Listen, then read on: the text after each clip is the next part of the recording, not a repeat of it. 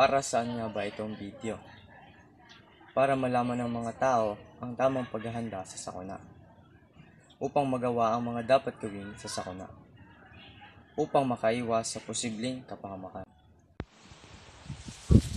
Magandang araw sa inyong lahat. Ako si Rebecca Barcenas, nag-uulat tungkol sa paghahanda sa oras ng sakuna. Ito ang mga bagay na ginagawa ng mga tao kapag may paparating na sakuna. Gaya ng ihanda ang mga dadalhin sa panahon ng pagbigas, tulad ng pagkain, tubig na maaaring inumin, gamit at iba pang mga mahalagang pag-aari.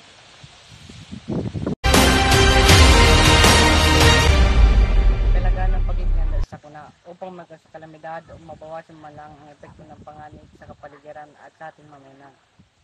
Disiplina at kooperasyon sa pamagitan ng mamayanan at pamahalaan sa pagpapanatili ng maayos na pamayanan. Sakuna, kalamidad, lindol. Lindol ang ating pag-uusapan ngayong araw. Magandang araw sa inyong lahat. Alam niyo ba kung gaano kalakas ang lindol na nangyari sa ating bansa? Kung hindi, tara, samahan niyo kaming alamin yan. Batay sa instrumental records ng 1990 Luzon, 7.8 earthquake ang pinakamalakas na tumama sa ating bansa. Marami ang mga namatay sa lindol na ito dahil hindi sila nakapaghanda sa paparating na iyon. Ano nga ba ang lindol? Ang lindol ay isang biglaan at mabilis na pag-uga ng lupa. Bakit nga ba ito nangyari? Dahil ba sa nagagalit ang Diyos sa ating mga masasamang ginagawa sa ating kalikasan? Hindi. Nangyayari ito dahil sa paggalaw ng fault sa ibabaw ng lupa or crust. Huwag matakot dahil sa sindak sa kapaligiran at paghandaan ng ikalawang pinsala dulot ng lindol at kung kakayanin buksan na mabilis ang pintuan at lumayo sa mga puno at poste ng kuryente. Ito ang ginagawa ng mga tao matapos ang paglindol. Matapos ang pagginig, pili ng pinakamabilis at pinakaligtas na daan palabas ng gusali at huwag mataranta sa paglabas at kumilos ng mahinahon.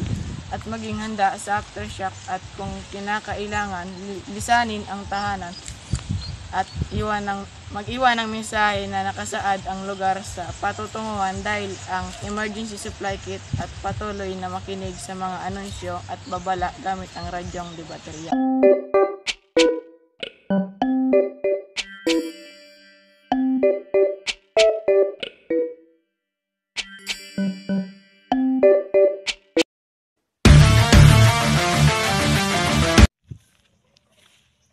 Bakit nga ba dapat magmalasakit ang mga estudyante sa mga ganitong sitwasyon?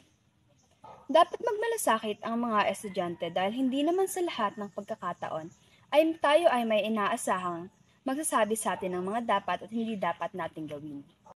Dapat tayo rin ay may kaalaman ukol sa mga ganitong sitwasyon upang tayo ay maging handa sa mga hindi inaasahang pangyayari. Mahalaga ang pagiging handa para pag may binigay ng signal ang mga ahensya, kapag kilos agad ang mga tao at di sila mapakam. Kung nakapaghanda na ang mga tao, di na sila magsisisi sa huli. At kung hindi naman sila nakapaghanda, ay maaaring mawala ang mga bagay at mga tao sa kanila. Ang pagiging responsable ay dapat natin ipaunlad para magawa agad ang mga importanteng bagay.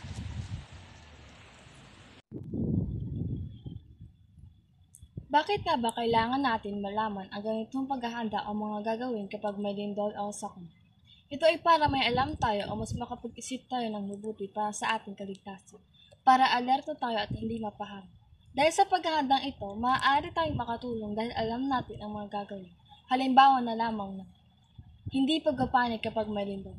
Gawin ang the cover and hold. Ang pagpapanik ay nakabahala dahil maaari tayong masaktan at mabagsakan mga bagay sa paligid. Isa pa, maging alerto sa mga nangyayari. Magkinig o pakiramdaman kung ano na ang lagay ng sakuna. Alamin kung ito ay tapos na at huwag padalos-dalos. Mahalaga ang pagiging handa sa mga kalamidad na hindi natin inaasahang darating. Ang pagiging mulat sa kung ano ang dapat gawin bago, habang at pagkatapos ng isang kalamidad. Bilang isang mag-aaral, kailangan nating makibahagi sa mga ganitong diskusyon upang tayo ay makatulong at makasalban ng ibang buhay dahil alam natin kung ano ang tama at nararapat na gawin. Ano nga ba ang aming punto sa pagsasagawa sa bidyong ito? Para maging handa, alerto, makaligtas, makaiwas mula sa kahit anong kalamidad o sakuna.